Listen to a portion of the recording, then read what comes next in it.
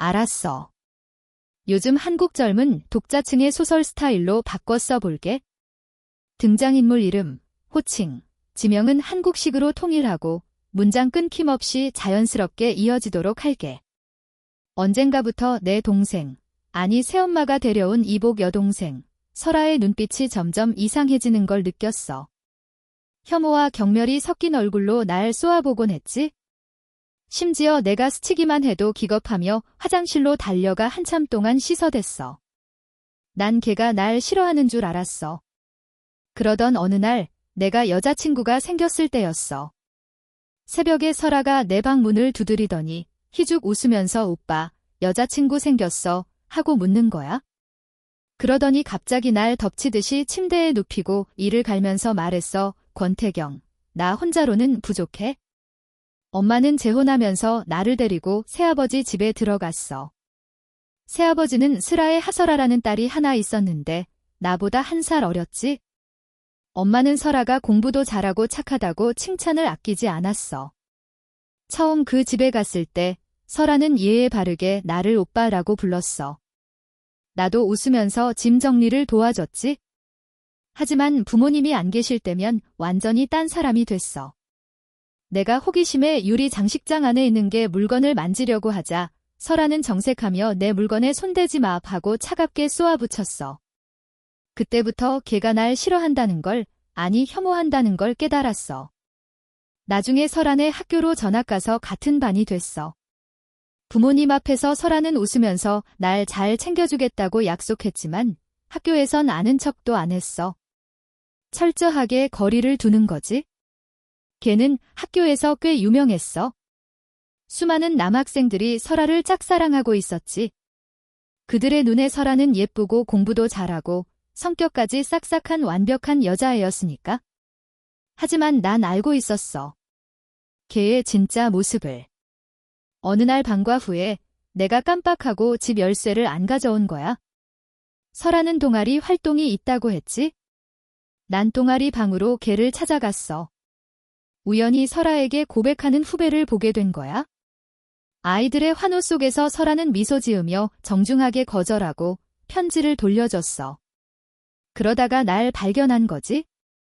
억지로 지어낸 미소를 채 지우지도 못한 채 설아가 천천히 내 쪽으로 걸어왔어.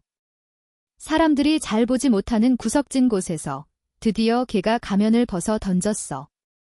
무슨 일이야? 차가운 목소리로 묻는 설아에게 난 열쇠를 안 가져왔다고 말했어. 그러자 설아는 주머니에서 뭔가를 꺼내더니 내밀었어. 내가 손을 뻗어 받으려고 하는 순간 설아는 손을 놔버렸어. 열쇠는 바닥에 떨어져 쨍소리를 냈지? 설아는 모른 척하고 뒤돌아 교실로 향했어. 내가 바닥에 떨어진 열쇠를 줍고 있는데 누군가 설아에게 말을 걸었어. 또 고백받은 거야? 설아 너 좋아하는 애 아니야? 사귀어봐. 설아는 웃으면서 대답했어. 신경 꺼. 그날 밤 설아가 처음으로 내 방 문을 두드렸어. 창백한 달빛 아래 선 설아는 얼음처럼 차가운 얼굴로 더 차가운 목소리로 말했어. 앞으로 나한테서 떨어져. 재혼 후 엄마는 행복하게 잘 지냈어. 그래서 새아버지가 설아가 혹시 날 괴롭히지는 않냐고 물을 때마다 난 웃으면서 고개를 저었어. 그때 설아의 얼굴에 스쳐 지나가는 경멸을 봤지만 참았어. 엄마만 행복하다면 난 어떻게 돼도 상관없었으니까. 하지만 설아에게 고백했다는 오해를 받은 후부터 학교 생활이 점점 더 힘들어졌어. 같은 성별의 애들도 질투심에 눈이 멀 수 있다는 걸 그때 알았지? 내 책상 서랍에는 항상 내 물건이 아닌 것들이 들어있었고 내가 도둑이라는 소문이 점점 퍼져나갔어. 설아는 항상 차가운 표정으로 날 지켜봤어. 심지어 걔가 이 모든 일을 조종하고 있다는 의심까지 들었지만 난 계속 참았어. 어느 날 내 교과서에 온갖 심한 욕설이 가득 쓰여 있는 걸 발견했어. 방과 후에 혼자 남아서 한 장 한 장 지우고 있는데 어느새 설아가 교실 문 앞에 서 있는 거야. 텅 빈 교실에는 석양이 쏟아지고 있었어. 소문대로네. 설아는 비웃듯이 말했어. 마치 내 엄마랑 똑같다고 하는 것 같았지? 그 순간 찰싹 소리가 석양의 정적을 깼어. 설아의 뺨이 순식간에 붉게 부어올랐어. 난 손을 든 채 설아를 노려봤어. 참을 만큼 참았어. 설아야, 제발 정도껏 해. 설아의 눈에 떠오른 건 당황함이 아니라 흥미로운 걸 발견했다는 듯한 표정이었어. 걔는 입꼬리를 끌어올려 사악하게 웃더니 천천히 내 귓가에 다가와 속삭였어. 이제 너 끝났어. 곧바로 설아의 말뜻을 이해할 수 있었어. 학교에서 설아는 전과는 완전히 달라졌어. 일부러 내 옆에 바짝 붙어 다녔고 같이 교실에 들어가고 방과 후에는 문 앞에서 날 기다렸어. 도망칠 수도 없었지? 그리고 동시에 더 심한 괴롭힘이 시작됐어. 교과서에 몰래 풀을 칠해놓거나 의자에 잉크를 쏟아놓는 건 기본이었어. 아무도 날 도와주지 않았어. 설아는 그런 날 보면서 비웃듯이 물었어. 재밌어. 난 걔를 노려봤어. 모두들 내가 계속 참을 거라고 생각했겠지? 결국 설아에게 고백했던 그 후배 녀석을 잡았어. 다른 반 애들이 몰려와 날 괴롭히는 상황에서 아무도 말리지 않았어. 걔가 내 책상에 낙서를 하려고 하자 난 녀석의 멱살을 잡고 밖으로 끌고 나갔어. 녀석의 비명이 귓가에 맴돌았지만 난 더욱 세게 녀석을 붙잡았어. 녀석을 5층 난간에 매달아 버린 거야? 녀석의 반쯤이 난간 밖으로 튀어나간 채 차가운 바람에 벌벌 떨었어. 얼굴은 눈물로 범벅이 된 채 녀석은 제발 살려달라고 빌었어. 난 여전히 손을 놓지 않았어. 그 광경에 층 전체 학생들이 몰려들었고 결국 담임 선생님과 다른 선생님들이 달려와 날 떼어 놓았어. 그 자리를 떠나면서 군중 속에서 설아를 발견했어. 걔는 미간을 살짝 찌푸린 채 알 수 없는 표정을 짓고 있었어.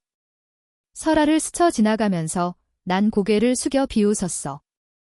그 후로 난 미친 개라는 별명을 얻었고 아무도 날 건드리지 못했어. 설아의 태도도 미묘하게 변했어. 수학 시간이 끝나고 선생님이 모둠 활동을 시켰는데 그 미친 개 사건 때문에 아무도 나와 한조가 되려고 하지 않았어.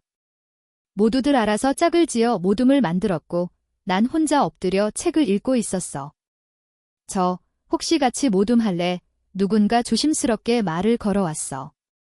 고개를 들어보니 반장인 강설이었어.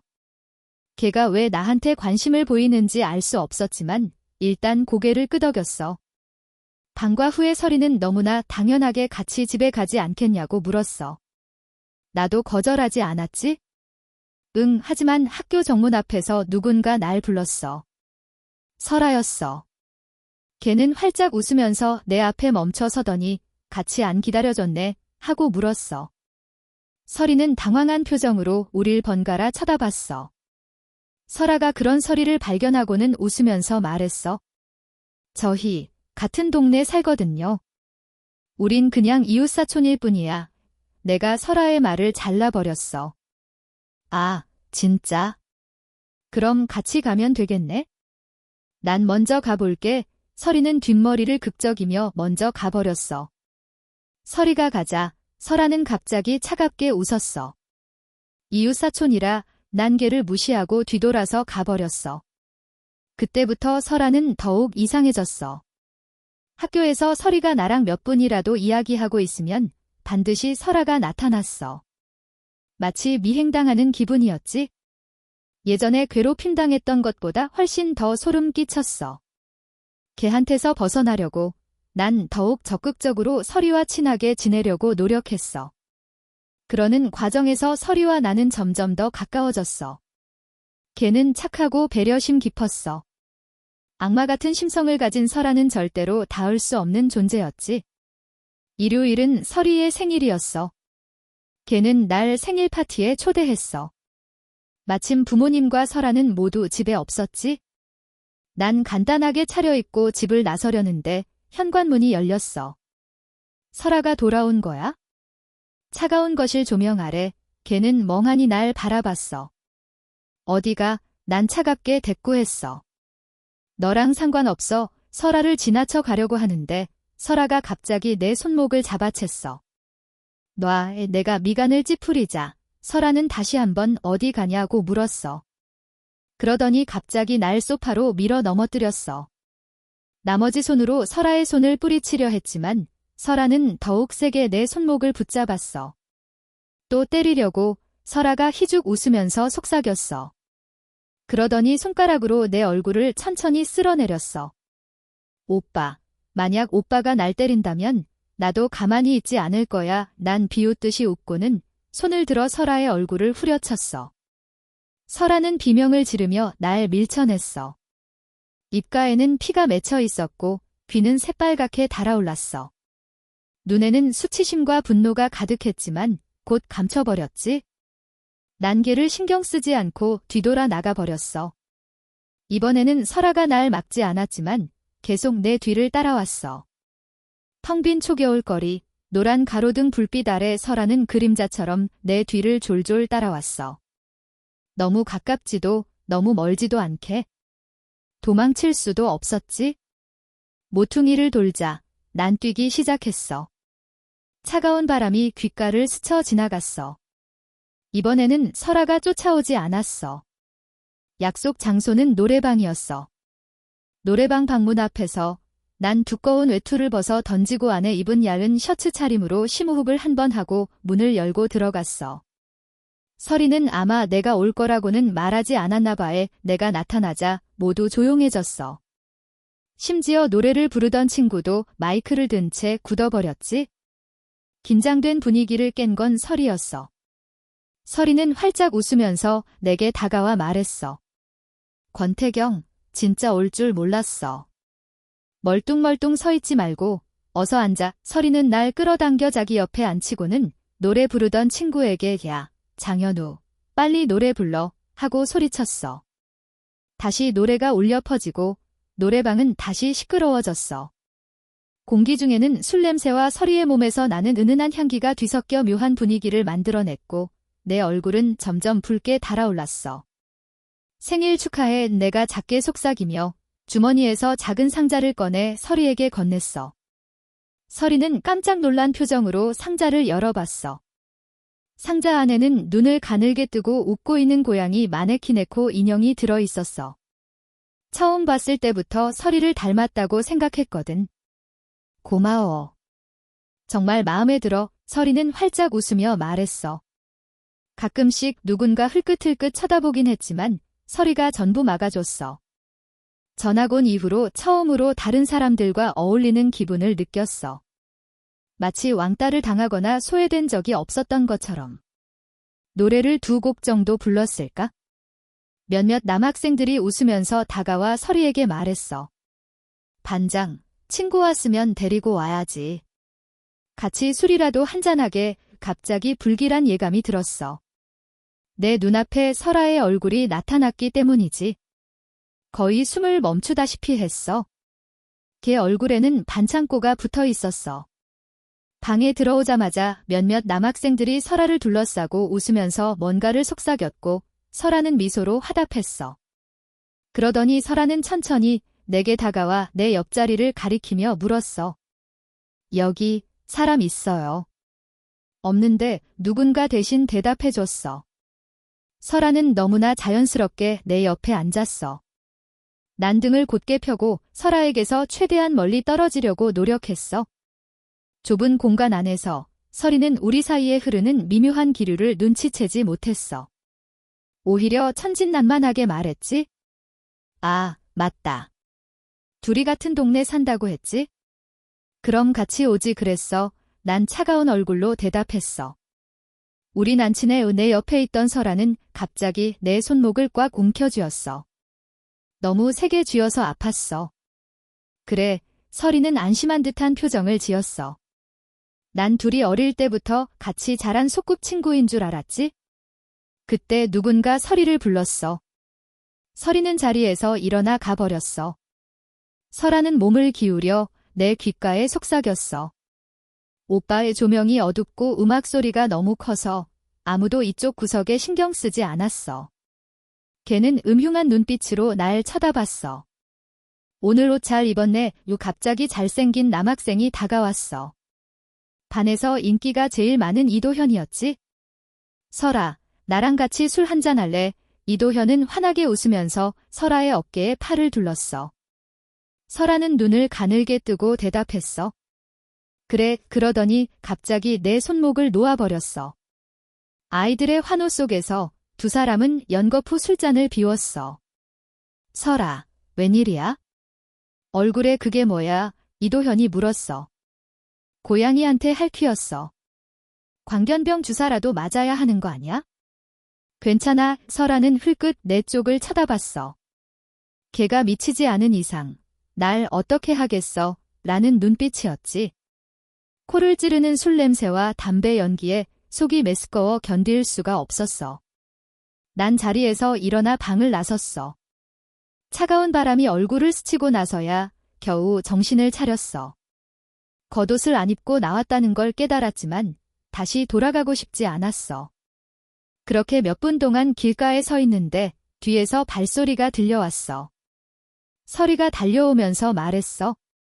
권태경, 밖에 엄청 추워. 겉옷 안 가져왔잖아. 설이는 내 겉옷을 내밀며 머뭇거렸어. 얼굴은 빨개진 채 까치발을 하고 내게 겉옷을 입혀줬어.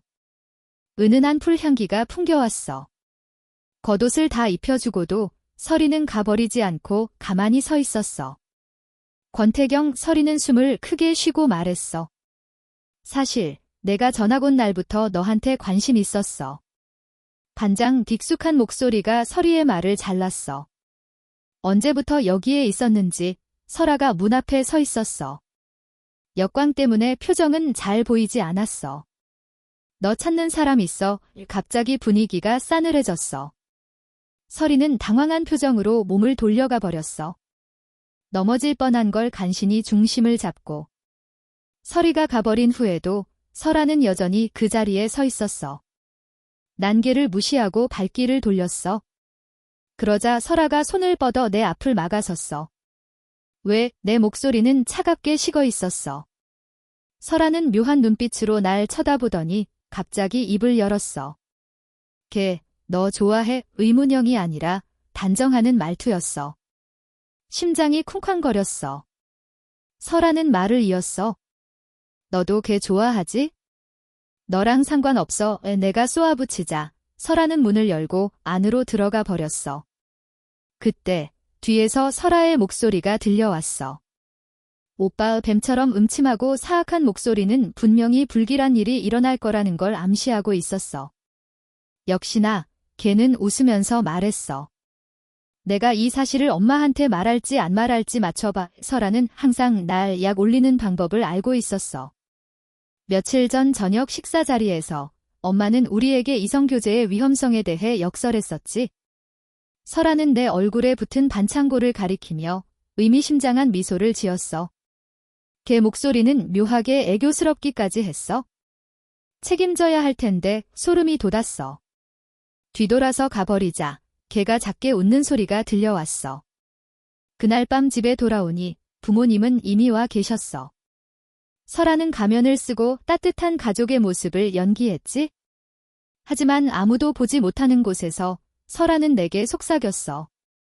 걔 뭐가 그렇게 좋아? 난 어이가 없어서 되물었어. 왜 갑자기 설이에 대해 물어보는 거지? 너보다 훨씬 나아. 차가운 조명 아래 설아는 눈을 가늘게 뜨고 묘한 표정을 지었어. 도대체 무슨 생각을 하는지 알 수 없었지. 그래, 걔 눈은 내 속마음을 꿰뚫어 보는 듯했어. 하지만 오빠, 우리 둘은 똑같은 부류의 사람이잖아. 난 항상 내 과거를 숨기는데 성공했다고 생각했어. 심지어 엄마조차도 모르는데 다른 사람이 어떻게 알 수 있겠어. 하지만 설아는 한마디로 날 과거로 끌어내렸어. 떠올리고 싶지 않았던 과거, 왕따 사건. 그때 나는 아무것도 아니었어. 방관자였고 심지어 괴롭힘에 동조하기도 했었지. 전학 오기 전 송은서라는 여자애가 날 좋아했었어.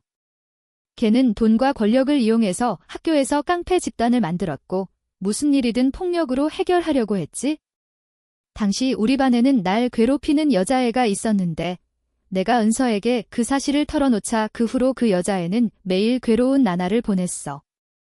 처음에는 복수심에 통쾌했지만 어느 날 걔가 퉁퉁 부은 눈으로 나에게 제발 살려달라고 애원하는 모습을 보고 난 깨달았어. 하지만 은서를 맞기도 전에 걔는 전학을 가버렸어. 그 후로 괴롭힘을 당할 때마다 분노보다는 후회가 더 컸어. 아마 이게 내 죄에 대한 벌일 거라고 생각했어? 아무 말도 하지 않으면 아무도 내 과거를 모를 거야. 하지만 어찌 된 일인지 설아는 내가 똑같은 부류의 사람이라는 걸 알아챘어. 초겨울, 걔는 우리 둘은 똑같은 부류의 사람이잖아 하고 웃으면서 속삭였어. 난 아무 대답도 할 수 없었어. 아마 내 악몽이 다시 시작되려나 봐. 하지만 설아는 아무것도 하지 않았어. 여전히 학교에 같이 가고 집에 같이 돌아왔지? 마치 우리가 정말 친한 사이인 것처럼. 걔랑 같이 다니는 탓에 우리가 사귄다는 소문이 학교에 퍼졌어. 난 걔랑 엮이고 싶지 않았어. 매일 방과 후에 설이랑 같이 공부한다는 핑계로 최대한 늦게 집에 갔어. 엄마는 뭔가 이상한 낌새를 눈치챘어. 요즘 왜 이렇게 늦게 들어오니?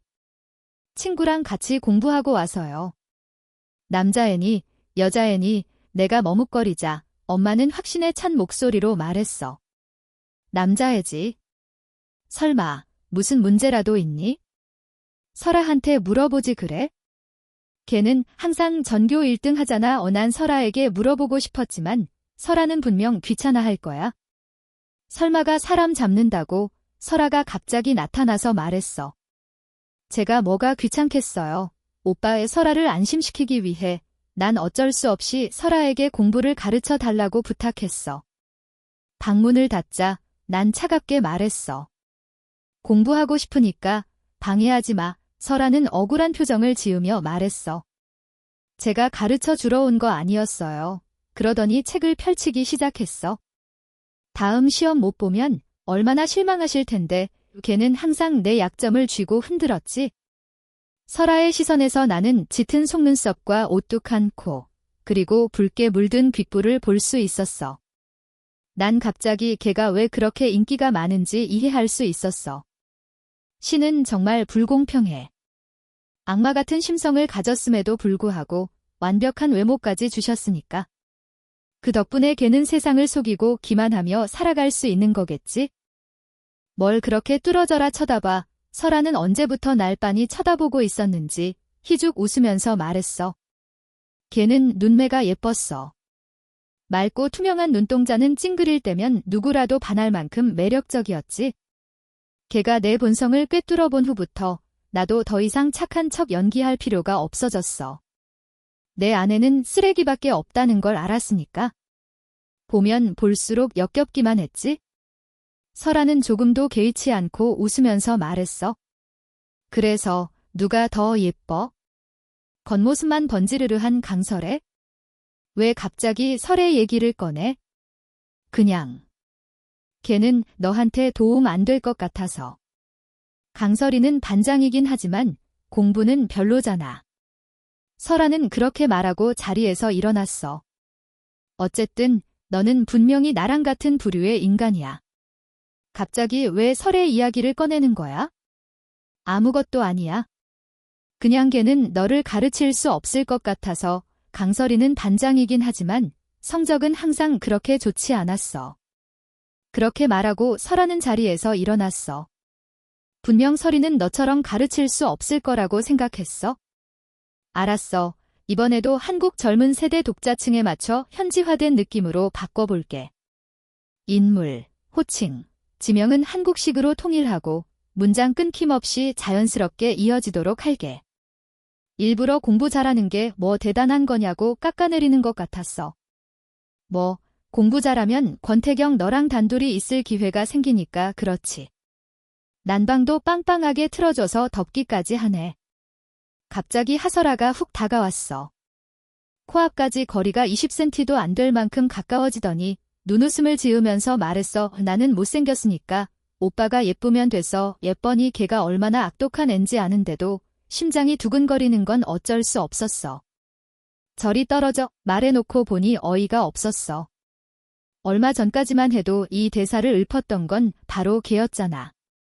몇 번 과외를 하면서 아무리 내가 하설아를 싫어해도 걔가 진짜 훌륭한 선생님이라는 건 인정할 수밖에 없었어. 이해 안 되는 부분은 귀신같이 알아채고 쉽게 설명해 줬거든. 어느 날 밤, 내가 공부방에서 과제를 하다가 깜빡 잠이 들었어. 깨어보니 내 몸에는 겉옷이 덮여 있었고 하설아는 옆에 앉아서 책장을 넘기고 있었지. 겉옷에서는 익숙한 비누 냄새와 걔 특유의 은은한 향기가 났어. 그때 걔에 대한 혐오감이 정말 아주 조금 줄어든 것 같았어. 하지만 정말 아주 조금일 뿐이었지. 몇 번 모둠 활동을 땡땡이 치자 강설이가 날 찾아왔어. 권태경, 너 요즘 너무 바쁜 거 아니야? 나랑 같이 스터디할 시간도 없을 정도로 뭐라고 대답해야 할지 몰라서 머뭇거리고 있는데 하설아가 어디선가 나타나더니 끼어들었어. 오빠는 저랑 같이 바쁘게 지내고 있거든요. 안 그래, 오빠. 강설이는 뒷머리를 극적이며 말했어. 그렇구나. 너희 둘이 가까이 사니까 같이 공부하는 게 더 편하겠네. 걔는 뭔가 이상한 기운을 감지하지 못한 것 같았어. 잠시 망설이던 설이는 나에게 물었어. 이번 주 토요일에 우리 반 애들 다 같이 산에 캠핑 가기로 했는데 너도 갈래? 시험 끝나고 힐링도 할 겸 사실 가고 싶지 않았지만 하설아가 날 흘끗 쳐다보는 바람에 나도 모르게 갈게위하고 대답해버렸어. 설이가 가버린 후 하설아는 입꼬리를 살짝 올리며 말했어. 오빠는 별로 가고 싶어하는 눈치가 아니던데? 신경 꺼. 내가 모르는 게 훨씬 더 많으니까 이 쏘아붙이고 가려고 하는데 걔가 뒤에서 말했어. 그럼 나도 가야겠다. 캠핑 당일 난 이것저것 만반의 준비를 해갔어. 어릴 때부터 캠핑을 자주 다녀서 익숙하거든. 학교 정문 앞에 모여서 다 같이 버스를 타고 산 입구까지 갔어. 강설이의 계획은 해지기 전에 산 정상까지 등반한 다음에 거기서 텐트를 치는 거였어. 하설아까지 합세한 덕분에 조용했던 캠핑은 시작부터 시끌벅적해졌어. 가는 길 내내 이도현이 하설아 옆에 딱 붙어 다녔지. 강설이는 내 옆에 바싹 붙어 오더니 이따가 같이 텐트 칠까 하고 물었어. 얼렁뚱땅 대답했지. 응. 그럼 우리 텐트 옆에 나란히 쳐야겠다. 설이는 얼굴을 살짝 붉히며 말했어. 뒤에서 이도현의 목소리가 들려왔어. 설아야, 이따가 우리 옆집에서 살자. 형언할 수 없는 감정이 마음속에서 끌어올랐어. 그래, 하설아 대신 내가 대답해버렸어. 하설아가 무슨 생각을 하는지 알 수 없었어. 그러다가 부적을 잃어버린 걸 깨달았지? 걔는 아직 돌아오지 않았어. 내가 찾아줄게. 강설이가 선뜻 나섰어. 부적은 엄마가 생일 선물로 준 거라서 항상 몸에 지니고 다녔거든. 고개를 저으며 대답했어. 아니야, 내가 길 안내해야 하잖아. 혼자 갔다 올게. 금방 돌아올 수 있어. 이도현은 어이없다는 표정으로 날 쳐다봤지만 난 하설아를 데리고 왔어. 사실 걔 도움 따위는 받고 싶지 않았지만. 알았어. 그럼 둘이 같이 갔다 와. 우린 여기서 기다릴게. 강설이가 쿨하게 허락했어. 돌아오는 길에 걔가 한 명 더 늘어버렸어.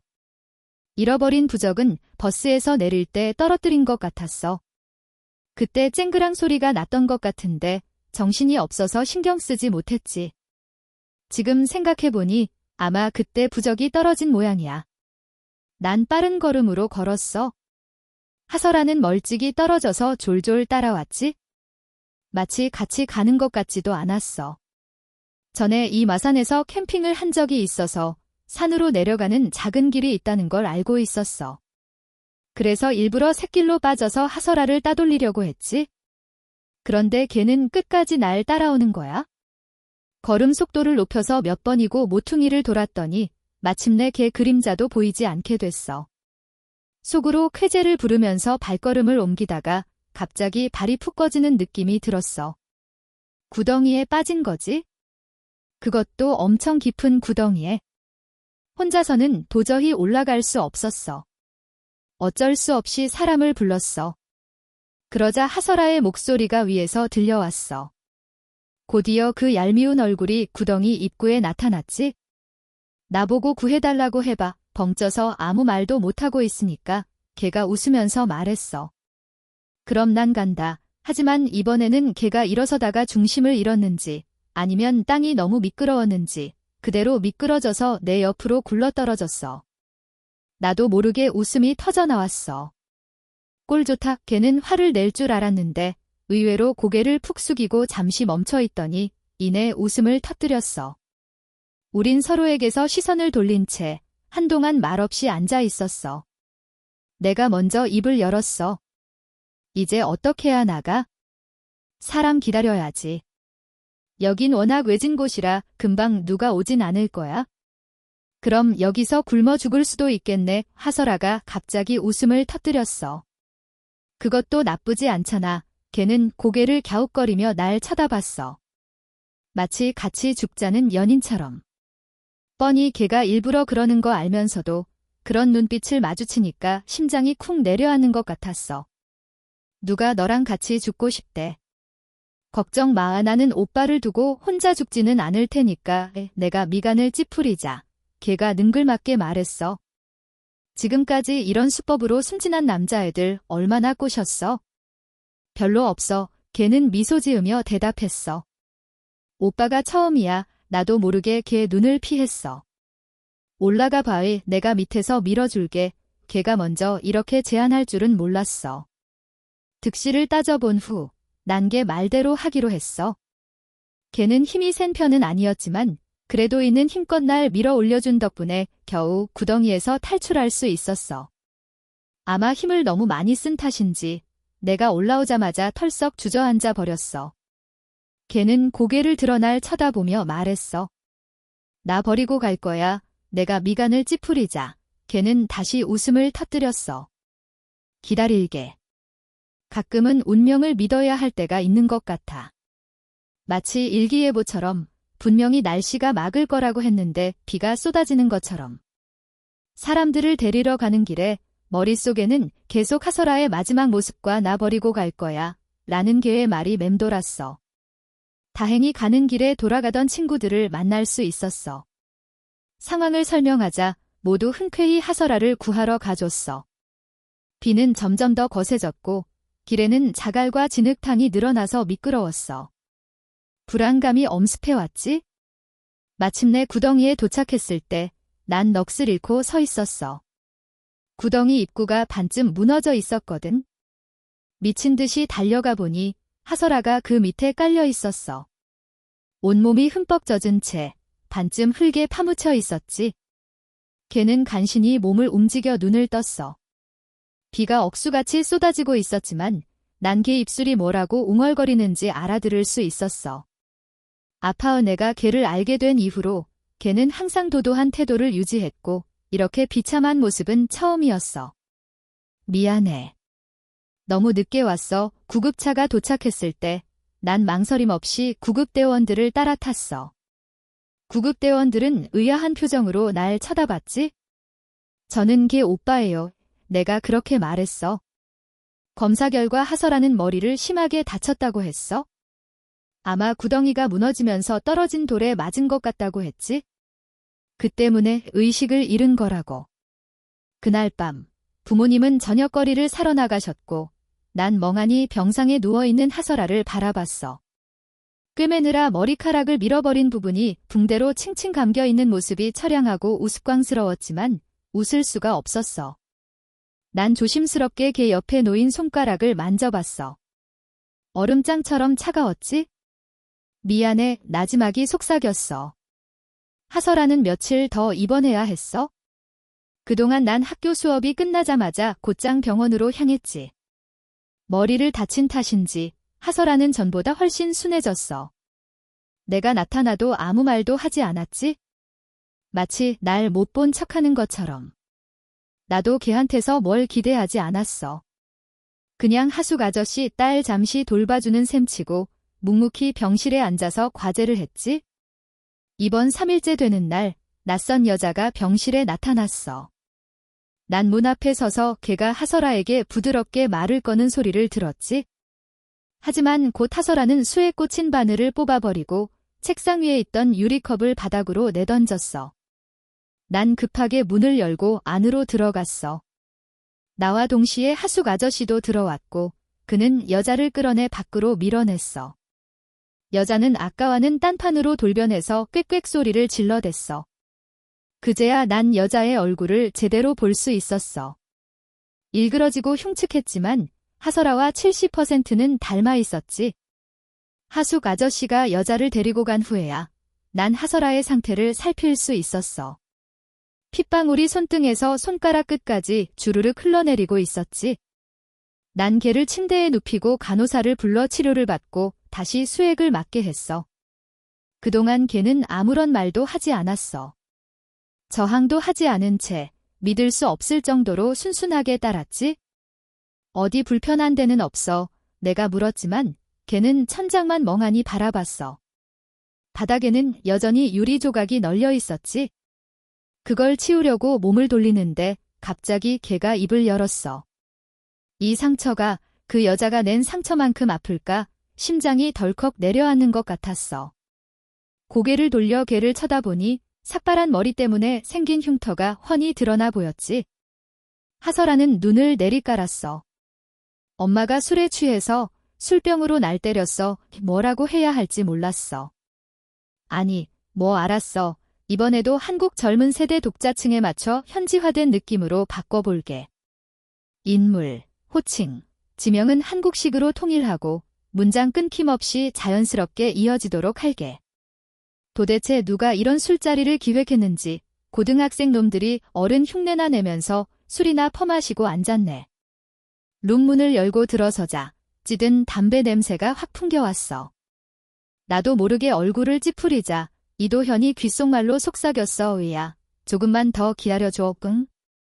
1초라도 더 있고 싶지 않았지만 이미 약속한 거라 일찍 갈 수도 없었어.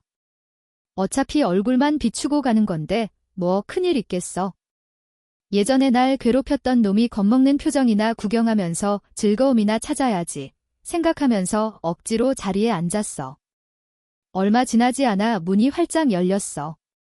구질구질한 말투로 흐흐, 늦어서 죄송합니다 라고 말하는 강필도의 목소리가 들려왔어. 고개를 들어 쳐다봤더니 온몸이 굳어버렸어. 발끝부터 머리끝까지 소름이 쫙 돋는 기분이었지. 자욱한 담배 연기 속에서 강필도 옆에는 평생 다시는 보고 싶지 않았던 사람이 서 있었어. 바로 송은서였어. 잊으려고 애썼던 기억들이 파편처럼 흩어져 있다가 순식간에 맞춰진 퍼즐처럼 완벽한 하나의 기억으로 되살아났어. 나는 왕따 가해자의 공범이었어. 평생 속죄할 수 없는 과거를 안고 살아가는 죄인이었지. 시끄러운 소음 속에서 송은서와 눈이 마주쳤어. 강필두가 송은서를 소개하는 소리가 들려왔어. 제 친척 누나, 송은서 누님입니다. 송은서는 날 보면서 살짝 입꼬리를 올리며 말했어. 반가워. 예전에는 강필두가 어디서 그런 악랄한 왕따 수법을 배웠는지 몰랐는데 송은서가 친척 누나라는 사실을 알고 나니 모든 게 이해됐어. 피는 못 속인다고 핏줄이 섞인 탓에 서로 영향을 주고받았던 거겠지. 아마 이번에도 이도현이 날 데리고 온다는 소식을 듣고 송은서를 데려온 거겠지. 전국적으로 유명한 대장 누님 송은서를 데려와서 기선제압을 하려고 말이야. 하지만 녀석은 상상도 못했을 거야. 나와 송은서가 구면이라는 사실을. 게다가 좋게 헤어진 사이도 아니라는 걸. 예전에 송은서와 헤어질 때 우린 서로 험한 꼴을 많이 봤어. 나는 걔한테 왜 무슨 일이든 폭력으로 해결하려고 하냐고 따졌고 걔는 차가운 표정으로 날 쏘아보면서 말했지. 내가 내 복수를 도와줬는데 오히려 날 탓하는 거야? 그렇게까지 과민 반응을 해야겠어. 그땐 몰랐는데 지금 생각해보니 걔 말이 맞았어. 송은서는 정말 차가운 애였어. 권태경, 솔직히 우리 둘은 똑같아. 둘 다 죄인이고 지옥에 떨어져야 마땅한 놈들이지. 걔가 내뱉은 말은 오랫동안 날 괴롭혔어. 계속해서 잊으려고 애썼지만 다시 떠오르고 또 잊으려고 하면 다시 떠오르곤 했지. 그러다가 강필두에게 왕따를 당하고 피해자가 되면서 오히려 안도감을 느꼈어. 이제 나도 지옥에 떨어지지 않아도 되겠구나 하고. 룸 안에서는 이도현이 예상했던 대로 날 협박하거나 괴롭히지 않았어. 오히려 송은서 때문에 일찍 자리를 떠야 했지? 문을 나서자마자 미친 듯이 뛰었지만 결국 송은서와 마주치고 말았어. 걔는 오토바이를 타고 부하들을 이끌고 있었는데 웬 여자애를 둘러싸고 협박하고 있었어. 낯익은 뒷모습. 송은서가 여자애에게 쏘아붙였어. 내가 권태경 옆집에 산다면서? 경고하는데 앞으로 걔랑 가까이 지내지 마, 하설아였어. 걔가 왜 여기 있는 거지? 설마 방과 후에 나와 이도현이 같이 가는 걸 보고 날 미행한 건가? 전학 오기 전 송은서는 날 어두컴컴한 골목으로 끌고 가더니 부하들을 시켜 날 붙잡아 놓고 괴롭혔어. 다행히 그때는 도망칠 수 있었지? 하설아가 꿈쩍도 안 하자 송은서는 미소를 지으며 손을 들어 하설아의 어깨를 만지려고 했어. 그러자 걔는 재빨리 몸을 피했지. 송은서는 얼굴을 굳히며 말했어. 고집 센 년, 그러고는 부하들에게 신호를 보냈어. 그걸 보자마자 나도 모르게 소리를 지르며 달려가 하설아 앞을 가로막았어. 개수작 부리지 마. 송은서는 잠시 어이없어 하더니 이내 날 향해 주먹을 날렸어. 나는 고개를 숙여 피한 다음 재빨리 반격해서 송은서의 얼굴을 정통으로 가격했어. 걔는 코피를 쏟으며 비틀거렸지. 나는 걔 목을 조르고 팔을 꺾어 바닥에 엎드리게 한 다음 미리 준비해간 칼을 목에 들이대고 소리쳤어. 전부 닥쳐. 안 그럼 찔러 죽여버린다. 부하들은 뒷걸음질 치면서 도망쳤어. 마침내 걔를 놓아주자 걔는 바닥에 엎드린 채 코를 감싸쥐고 있었어. 너 대체 왜 이러는 거야? 내가 하설아에게 물었어. 그냥. 우연히 지나가던 길이었어. 걔 말을 믿을 수 없었지만 걔를 두고 가버렸어. 걔는 내 뒤를 졸졸 따라왔어. 오빠, 싸움 진짜 잘하네. 어릴 때 무술이라도 배웠어. 아니.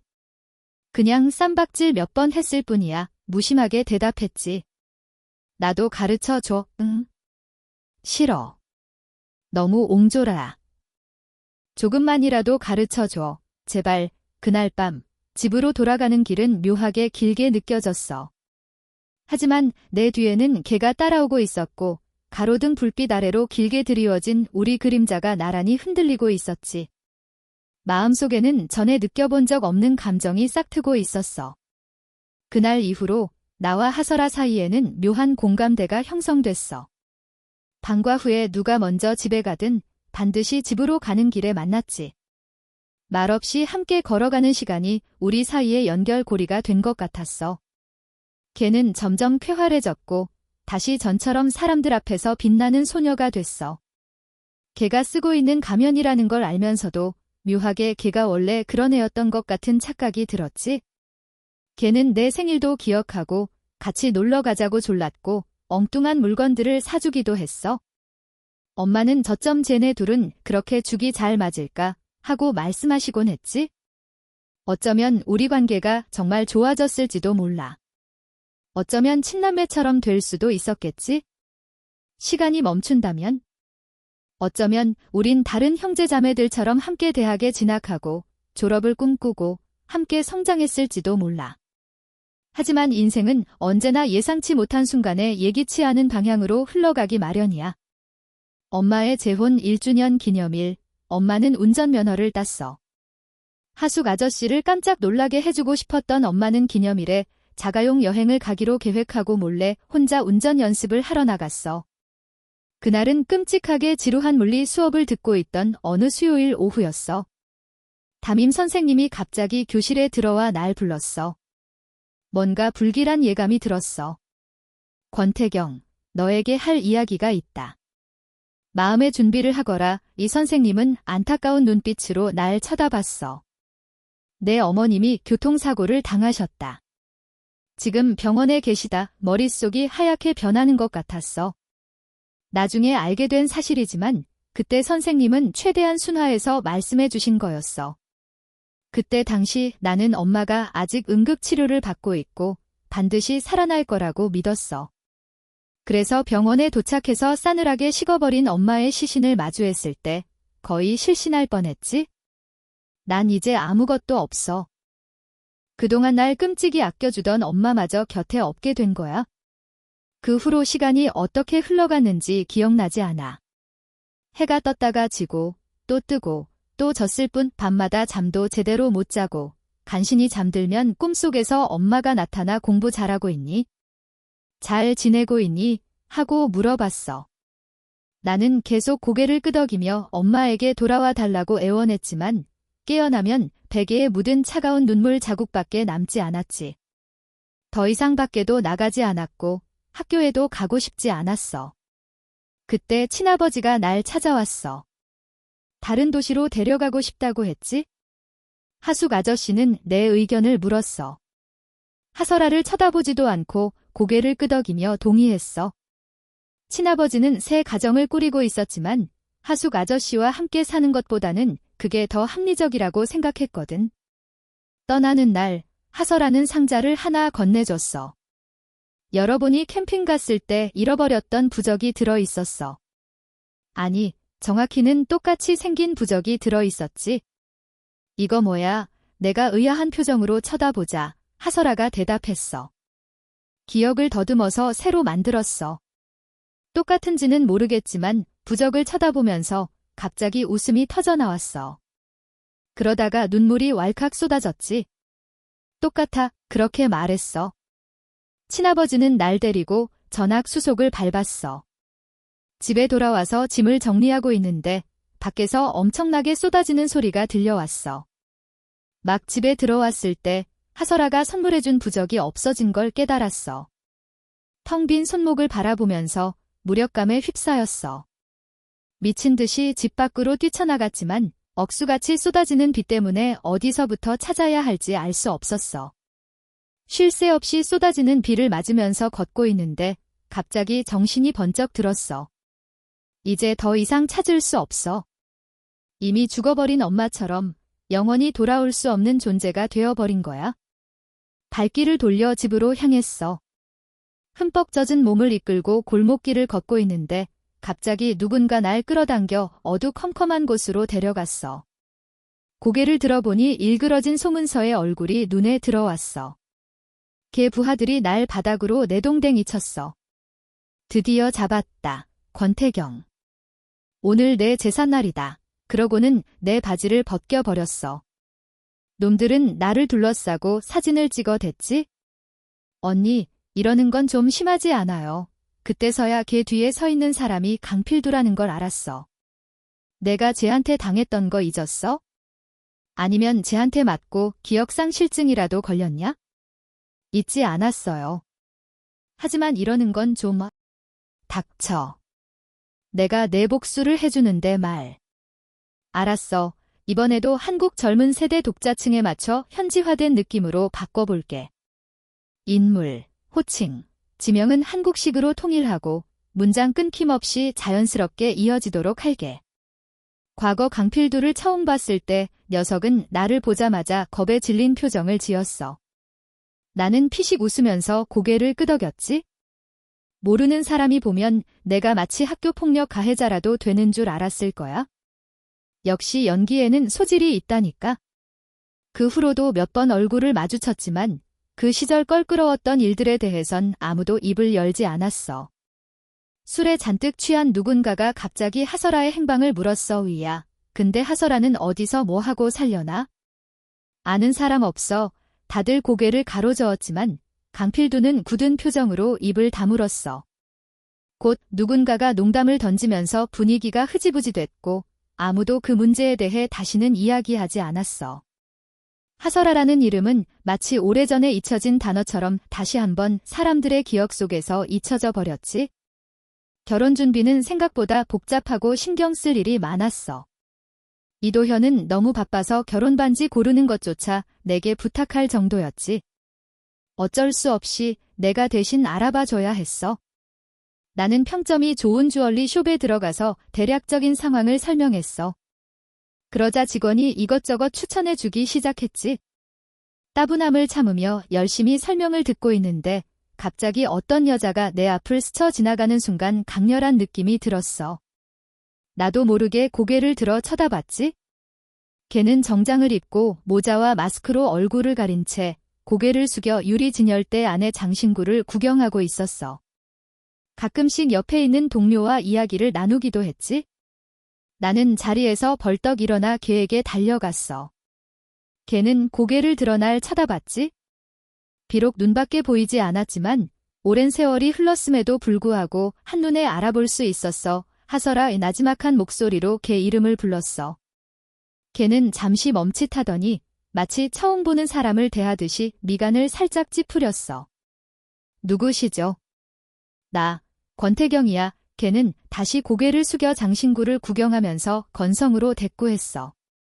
아, 그러세요. 나는 억지로 떨리는 몸을 진정시키려고 애썼어. 도대체 왜 걔는 나를 모르는 척하는 걸까? 게다가 예전에 전교 1등을 놓치지 않았던 걔가 전학간 후에도 아무리 못해도 명문대에는 합격했을 텐데 왜 지금은 여기서 판매원으로 일하고 있는 걸까? 조심스럽게 물었어. 여기서 뭐 하는 거야? 걔는 망설임 없이 대답했어. 왜 안 돼요? 나는 당황해서 말을 더듬었어. 아니, 그게 아니라 잠깐 얘기 좀 할 수 있을까? 지난 몇 년 동안 걔가 어떻게 지냈는지 알고 싶었어. 어디에서 뭘 하면서 살았는지, 왜 아무도 걔 소식을 몰랐는지, 왜 나에게 연락하지 않았는지 알고 싶었어. 저 지금 일하는 중이라서요. 걔는 단호하게 거절했어.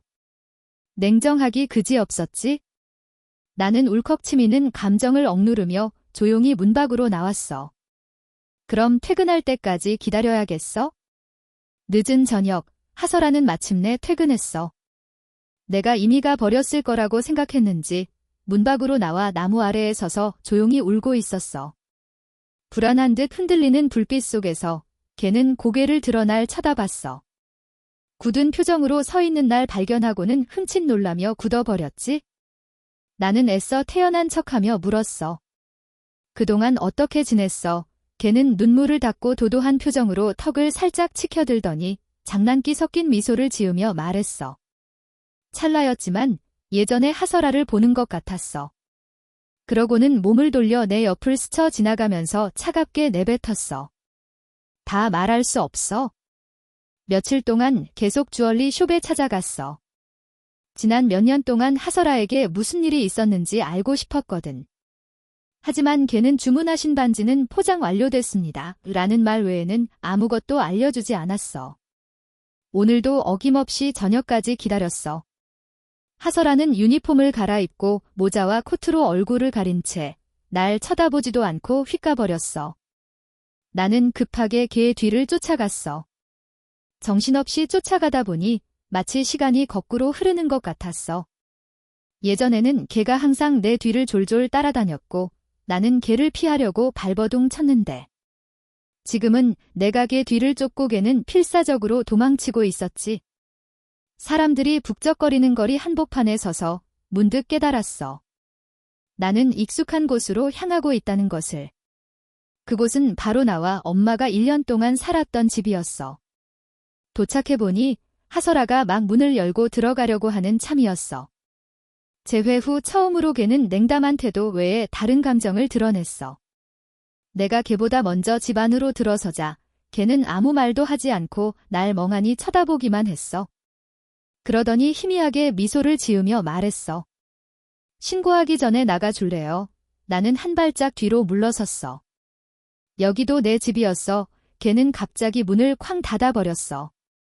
문이 닫히면서 좁은 복도에 갇혀버린 나는 걔의 붉어진 눈시울과 헐떡거리는 숨소리를 똑똑히 볼 수 있었어. 8년 만에 드디어 걔의 진면목을 확인하게 된 거야. 걔는 예전보다 키가 훨씬 커졌고 아름다운 얼굴은 더욱 성숙해졌어. 예전에 풍겨나오던 은은한 비누 냄새는 사라지고 은은한 향수 냄새가 풍겨왔지. 우리는 더 이상 어린애가 아니라는 사실을 상기시켜주는 것 같았어. 키스해도 될까? 걔는 갑자기 굳어버렸어. 미처 반응하기도 전에 나는 걔의 입술에 강렬하게 키스했어. 오랜 세월이 흘렀지만 걔 입술은 여전히 부드러웠고 걔의 향기는 여전히 내 마음을 설레게 했지. 8년 전 비가 억수같이 쏟아지던 날 처음으로 걔에게 키스했던 것처럼. 숨막힐 듯 격렬하고 뜨거운 키스가 이어졌어. 분위기가 점점 뜨거워지자 나는 걔의 허리를 감싸 안고 소파로 이끌었어. 걔는 내 무릎에 앉았고 나는 고개를 들어 걔를 올려다봤어. 10손가락을 들어 걔 머리카락을 쓰다듬다가 흉터가 있는 곳에 닿자 마치 스위치라도 누른 것처럼 모든 행동을 멈춰버렸어. 이마를 맞대고 가쁘게 숨을 몰아쉬면서 나지막이 물었어. 하설아, 지난 몇 년 동안 대체 어디서 뭘 하고 지낸 거야? 하설아는 여전히 아무 말도 해주지 않았어. 그날 밤 걔는 날 호텔에 데려다주고 앞으로 날 찾지 마 라는 말만 남기고 가버렸어. 물론 걔 말을 들을 생각은 없었어. 그 후로도 나는 하설아를 계속 찾아갔고 마침내 걔 동료들과 친해지는데 성공했어. 걔들은 나와 하설아 사이에 무슨 일이 있었는지 전혀 몰랐기 때문에 내가 걔에게 첫눈에 반했다고 생각하고 적극적으로 도와주려고 애썼지. 나는 걔 동료들에게 하설아의 과거에 대해 물어봤어. 걔는 여기 온 지 1년 정도 됐어요. 사장 친구 소개로 왔다던데? 머리도 엄청 좋고 뭐든지 금방 배우더라고요. 일부러 놀란 척했지만 속으로는 전혀 놀라지 않았어. 고등학교 시절 내내 전교 1등을 놓치지 않았던 앤데 똑똑하지 않을 리가 없잖아. 하지만 걔들은 하설아가 그전에는 뭘 하고 살았는지 전혀 몰랐어. 걔는 그 시절에 대해선 입도 뻥긋하지 않았거든. 나는 매일같이 하설아 앞에 나타났어. 비록 걔는 관심 없는 척했지만 내가 떠나면 항상 몰래 날 훔쳐보는 걸 알고 있었지. 내가 자기 동료들과 친하게 지내면 은근슬쩍 걔들을 쫓아내고 일을 잔뜩 안겨주는 것도 알고 있었고. 몇 년이 지나도 걔는 변한 게 하나도 없었어. 이 모든 행동들이 걔가 날 신경 쓰고 있다는 증거였지. 걔가 과거에 대해 입을 열지 않는다는 것만 빼면. 어느 날 이도현이 신랑 들러리들을 데리고 예복을 맞추러 갔어. 나는 하설아를 보러 가지 않았지? 양복점에 도착하자 이도현이 갑자기 양복 한 벌을 가리키며 말했어. 얘야, 권태경. 내가 저거 입으면 진짜 멋있겠다. 한번 입어볼래? 나는 빤히 쳐다보기만 할 뿐 아무 말도 하지 않았어. 그러자 직원이 나서서 말했어. 마침 사이즈도 딱 맞네요. 한번 입어보시죠. 결국 나는 억지로 옷을 갈아입게 됐어. 놀랍게도 양복은 몸에 딱 맞았지. 옷을 갈아입고 나오자 이도현은 날 끌고 미용실로 향했어. 헤어 디자이너가 화려하게 화장을 해주고 있는데 갑자기 전화벨이 울렸어. 모르는 번호였지?